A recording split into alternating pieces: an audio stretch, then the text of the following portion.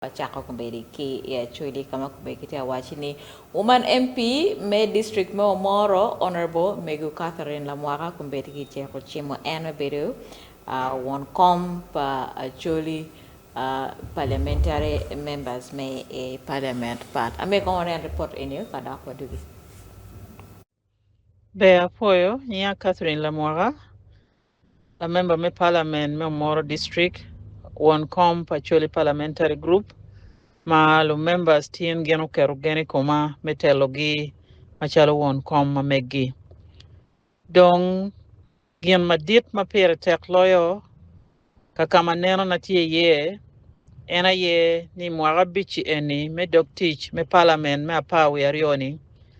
One machalo choli parliamentary group itijwa metara parliament miero inge mwaka bichi la nyut me kotijwa ubetie mayiro be beru palwak ma ya choli sub region ki don lo ma ya choli sub region me chiero malo maloyo kit matie kereni. Don ka wajo kit man miro ripe matek pa wan lo members me parliament ma wa aki ya choli kono wa logo leba chiel wa tiyu ka chiel tian lokani wa miro ripe ki tian lok unity for a purpose. Ripe ki tian lok me teach pikelo don lo ya choli sub region pi lo ruam me beru palwak makwo ya choli sub region. Ikin jami mapigi tegu tie kine lok me nyayo lonyo nyoriem chan ya choli sub region. Ka ini neno kit kwet ma kichoyo doge ki yubu report manyuro ka kamaleng ruam me chan Uganda pur kero wan machalo lo bacholi piny tutwal. Umiyo yub mo ke ken mabi kemme ki lok kom riemo chan nyo nyayo lonyo. Mabi a ki bod gamente, mabi a ki bod dul matiano ko gamente ki teach. Pere tekni mwaka bich en mawano ti tela machalo members me parliament ma ya choli ni waket gi ki kere ki teach matek meneno ni ubedi kin jami mawano ti ye matek we kwa palwak wa loke kiriem chan. Me ario lokum ponye ya choli sub region.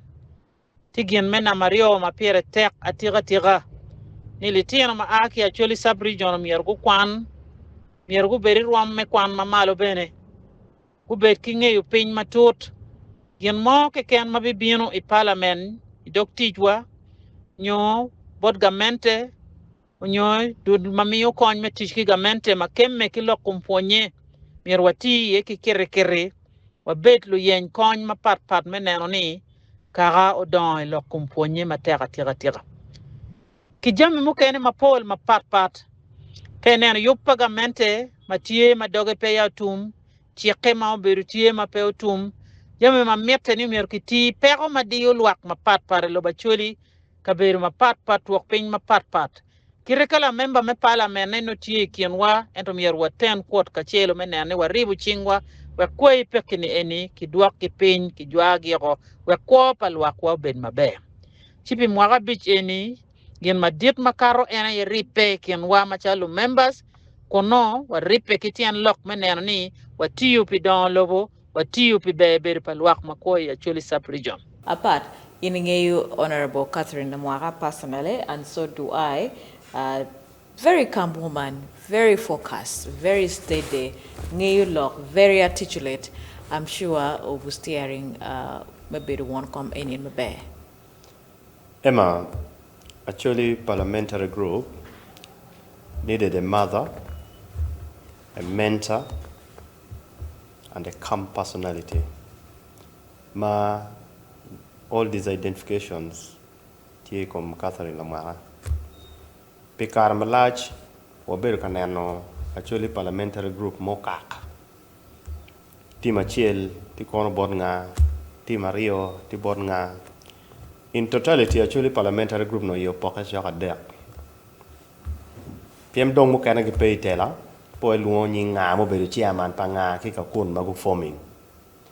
Ento wane actually parliamentary group mano miri mo karu laju pa jo mano ge mero telo nene eno beru ka telo yo waberu ka neno ripe mitich karachiel mape waneno actually parliamentary group ma dano pigi nene wang ke wang chi ke nero kumbeti dano mo bedo kara chiel mi nene ki kelo actually parliamentary group parliament eni mo bedo pa actually parliamentary group amir wachini itela pa Macmot chalo vice chair tela pa Catherine Lamwaga eni weng joma muol joma munylo, and I am very sure the other members mago chunga ni weng they will contribute something.